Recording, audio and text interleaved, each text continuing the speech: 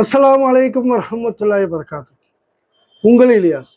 துரோகம் இந்த நிறைய பேர் பார்த்தீங்கன்னா காசை வாங்கிட்டு துரோகம் செய்கிறது, யாராவது ஒரு இதாக நம்பிக்கை ஏதாவது ஒப்படைச்சா அதை துரோகம் செய்கிறது, அண்ணன் தம்பி அக்கா தங்கச்சி சொத்துக்களை ஒருத்தனையே ஆட்டையை போடுறது, இந்த மாதிரி துரோகம் ரொம்ப பெரிய பாவம், ரொம்ப அநியாயம். அதுக்கு உள்ள விடையெல்லாம் இந்த பூமியிலே நிறைய கிடைச்சிரும். இப்போ என்னுடைய அனுபவத்தை ஒன்று சொல்கிறேன். நாங்கள் ஹாஸ்பிட்டலில் தாவா செய்ய போவோம். மக்கள் மத்தியில் நோட்டீஸ் கொடுத்து இஸ்லாத்தை எடுத்து சொல்றதுக்கு நாங்கள் போவோம். அப்படி போயிட்டு இருக்கப்ப ஒருவரை சந்திச்சோம். அவர் நல்லா வெள்ளைக்காரன் போல வெள்ளை வெளியேன்னு ஒருத்தர், நல்லா ஹை கிளாஸ் ஃபேமிலி. ஜிஹெச் ஹாஸ்பிட்டலில் ஒரு வார்டில் இருந்தார். அப்போ அவர் போய் சந்திக்கிறப்ப, நல்லா இருக்கீங்களா சார்ன்னு, அஸ்லாம் வலைக்கும் அலைக்கும் சொல்லி ரொம்ப சந்தோஷப்பட்டு அப்போ நான் கேட்டேன், என்னங்க என்ன ப்ராப்ளம் அப்படின்னு. அப்போ அவர் சொன்னார், எனக்கு கண்ணை இமை மூட மாட்டேங்குது, கண் சிமிட்டுறோம்ல அது செய்ய மாட்டேங்குது, உன்னை அப்படி உத்துக்கிட்டே தான் அப்படியே தான் இருக்கணும், நானாக தான் கையில் மூடணும் திறக்கணும்,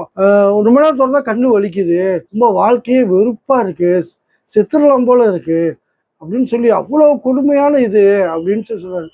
அப்போ நான் அவர்கிட்ட பேசிகிட்டு இருக்கப்ப, சரிங்க இன்ஷால்லா உங்களுக்காக துவா செய்கிறேன், நீங்கள் என்ன தப்பு பண்ணீங்க அப்படின்னு சொல்லி நான் கேட்டேன். அப்போ அவர் சொன்னார், நான் துரோகம் பண்ணிட்டேன். என்னங்க துரோகம் பண்ணீங்க?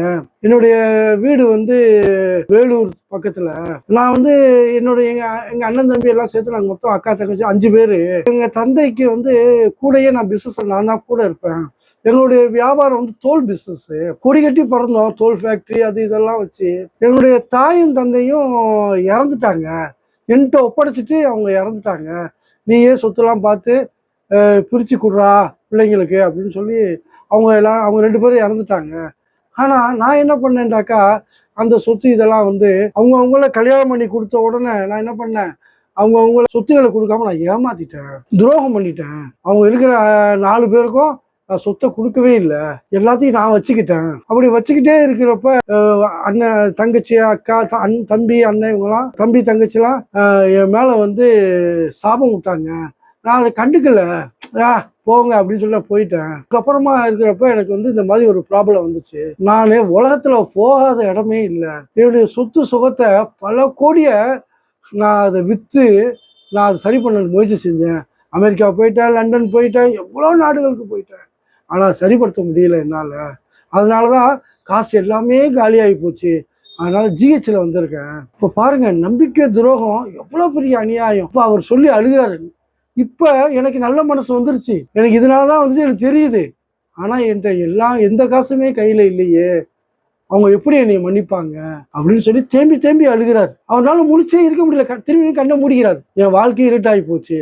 இதுக்கு என்ன தெரியுது? இதில் அவங்க தாய் தந்தை நல்லபடியாக வளர்த்துருக்காங்க, ஆனால் குரானை கொடுக்கல, குரானை படிக்கல. அவர் இப்போதான் ஆடியோ மேலே கேட்டு படிக்க முடியலையா, ஆடியோ மேலே கேட்டு தேம்பி அழுகிறார். எல்லாம் மன்னிக்கக்கூடியவங்க, முயற்சி செய்யுங்க, எல்லாம் பறக்க செய்ய வந்துட்டோம். அடுத்தவங்க சொத்து, அண்ணன் தம்பி அக்கா தங்கச்சியோடைய காசு கப்பு, இதெல்லாம் ரொம்ப கேர்ஃபுல்லாக இருந்துக்கங்க.